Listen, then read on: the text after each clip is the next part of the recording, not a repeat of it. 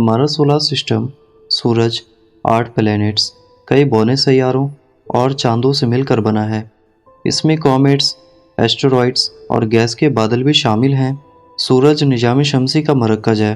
निजाम शमसी में बाकी सब कुछ सूरज के इर्द गिर्द घूमता है या गर्दिश करता है। इनमें मरकरी, वेनस, अर्थ, मार्स, जुपिटर, सैटर्न शामिल हैं।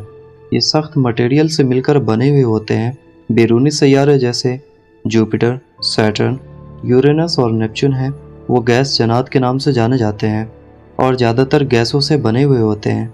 बैरूनी सैयारे ज़मीन से सैकड़ों गुना बड़े होते हैं। सूरज के बारे में तो हम सभी जानते हैं कि ये बेहद गर्म होता है, लेकिन क्या आपको पता है कि सूरज की सतह का दर्जे हरारत तकरीबन 6000 डिग्री सेल्सियस है और सूरज का मरकज़ यानी जिसे अंग्रेजी में कोर कहा जाता है तकरीबन 15 करोड़ डिग्री सेल्सियस तक गर्म होता है, जिसकी गर्मी का अंदाज़ा लगा पाना नामुमकिन है। सूरज जलती हुई गैस का एक बहुत बड़ा गेंद है जो अपने अंदर से रोशनी और गर्मी को निजाम शमसी में बहुत दूर तक भेजता है। सूरज हमारी रोज़मर्रा की ज़िंदगियों में बहुत अहम किरदार अदा करता है और तवानाई फराहम करता है, जो ज़मीन पर ज़िंदगी के होने की सबसे बड़ी वजह है। सूरज हमारे ज़मीन के आबो हवा, समुद्री धारों, हवा की गर्दिश और मौसम का सबब बनता है। सूरज की तवानाई के बगैर पौधे बढ़ नहीं सकते और धूप के बगैर अपनी खुराक नहीं बना सकते। सूरज अरबों सितारों में से एक सितारा है। साइंसदानों के मुताबिक सूरज की तश्कील आज से तकरीबन 4.6 बिलियन साल यानी 460 करोड़ साल पहले हुई थी और ये मजीद 5 अरब साल तक तवानाई फराहम करता रहेगा, जिससे काफ़ी लंबे अरसे तक इंसान और ज़मीन के मुख्तलिफ मखलूक़ात को धूप और गर्मी मिलती रहेगी। फिर जब सूरज के इख्तिताम का वक्त करीब आएगा तो ये एक बड़े साइज़ में कन्वर्ट होकर फूल जाएगा और बहुत से सैयारों को अपने अंदर निगल जाएगा। फिर ये धीरे धीरे बहुत छोटी गेंद की तरह सिकुड़ जाएगा। फिर और मखलूक़ात की तरह सूरज की ज़िंदगी भी ख़त्म हो जाएगी। उत्तरार्ध, जिसे अंग्रेज़ी में मरकरी भी कहा जाता है, ये सूरज का सबसे करीब तरीन सैयारा है। ये हमारे निजाम शमसी का सबसे छोटा सैयारा है। मरकरी को सूरज के गिर्द मुकम्मल चक्कर लगाने में सिर्फ 88 दिन का वक्त लगता है, जबकि दूसरी तरफ देखा जाए तो हमारे ज़मीन को सूरज का एक चक्कर लगाने में 365 दिन का वक्त लग जाता है। दूसरे तमाम सैयारों की तरह मरकरी सूरज के गिर्द चक्कर लगाते वक्त अपने महूर पर गर्दिश करता है। सैयारे का हर चक्कर उस सैयारे पर एक दिन कहलाता है। मरकरी पर एक दिन ज़मीन के दिन से 59 गुना लंबा होता है, क्योंकि मरकरी अपने महूर यानी एक्सिस पे काफ़ी आहिस्ता आहिस्ता घूमता है। ये दिन के वक्त बहुत गर्म और रात को बहुत ठंडा होता है। अब बात करते हैं वेनस के बारे में। वेनस और अर्थ का साइज़ तकरीबन एक जैसा है, लेकिन इसका ये मतलब नहीं कि वेनस पर भी अर्थ की तरह ज़िंदगी मौजूद है, बल्कि वेनस और अर्थ आपस में बहुत मुख्तलिफ हैं।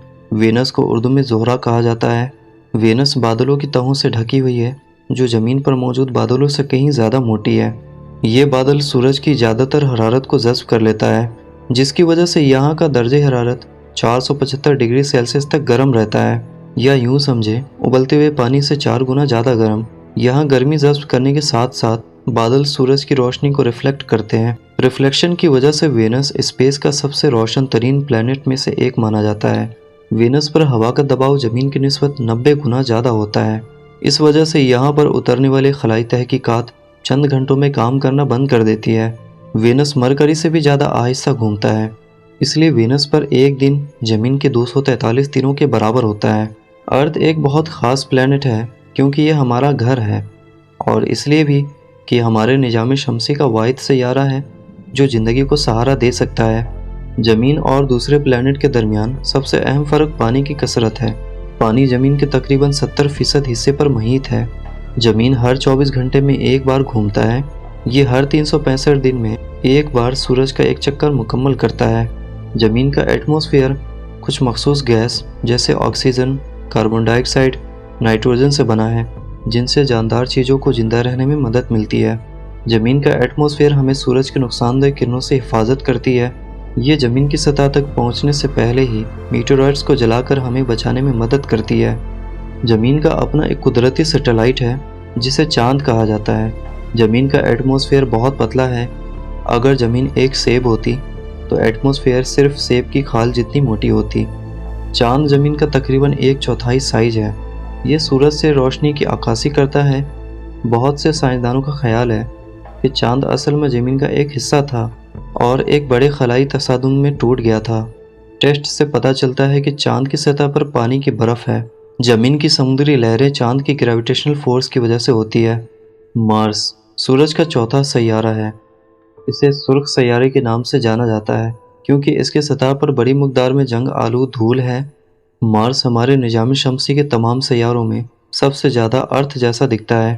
مارس کے موسم ہمارے ارتھ جیسے ہیں اور وہاں کی مٹی زمین کی مٹی سے ملتی جلتی ہے، لیکن مارس کی فضا میں آکسیجن یا آبی بخارات بہت کم ہے۔ مارس کی آب و ہوا موسموں کے درمیان بڑے پیمانے پر تبدیل ہوتی ہے۔ اس کی سطح پر درجہ حرارت گرمیوں میں 30 ڈگری سیلسیس سے لے کر سردیوں میں -130 ڈگری سیلسیس تک ہوتا ہے۔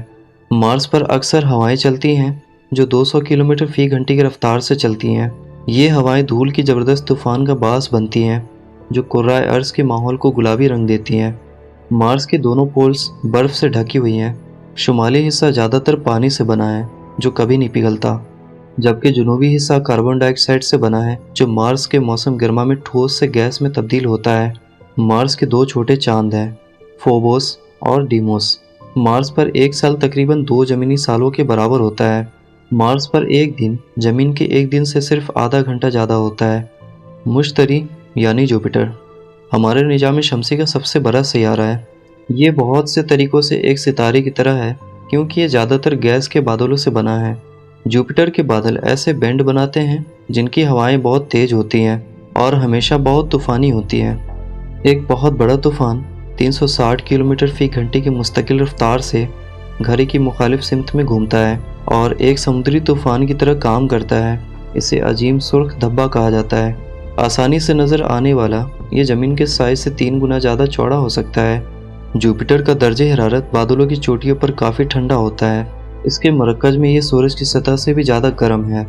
کچھ طریقوں سے جوپیٹر ایک چھوٹے شمسی نظام کی طرح ہے کیونکہ یہ بہت بڑا ہے اور اس کے 4 بڑے چاند اور درجنوں چھوٹے چاند اس کے گرد چکر لگاتے رہتے ہیں۔ اس کے ایکویٹر پر کئی باریک رنگز بھی بنے ہوئے ہیں۔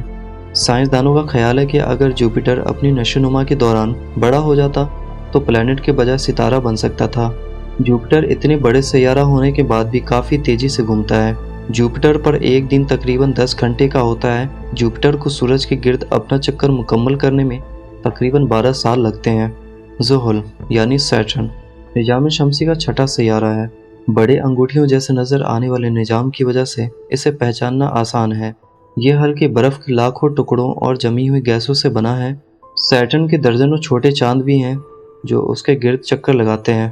سیٹرن ایک اور وجہ سے بھی یونیک ہے کہ یہ جتنا بڑا ہے اس کے مقابلے میں اس کا وزن بہت کم ہے۔ اگر ایک ایسا سوئمنگ پول بنایا جائے جس میں سیٹرن کو تھاما جا سکے تو سیٹرن اس میں ڈوبنے کے بجائے تیرے گا۔ سیٹرن بہت تیزی سے گھومتا ہے۔ اس کے اسپیڈ کا اندازہ اس بات سے لگایا جا سکتا ہے کہ سیٹرن کا ایک دن صرف 10 اور 1.5 گھنٹے کا ہوتا ہے۔ یورینس نظام شمسی کا 7واں اور تیسرا بڑا سیارہ ہے۔ اس کی فضا میں میتھین گیس کی وجہ سے یہ نیلے رنگ کا سبز نظر آتا ہے۔ ایسا لگتا ہے کہ یورینس سورج کے گرد گھومتا ہے کیونکہ یہ بہت جھکا ہوا ہے۔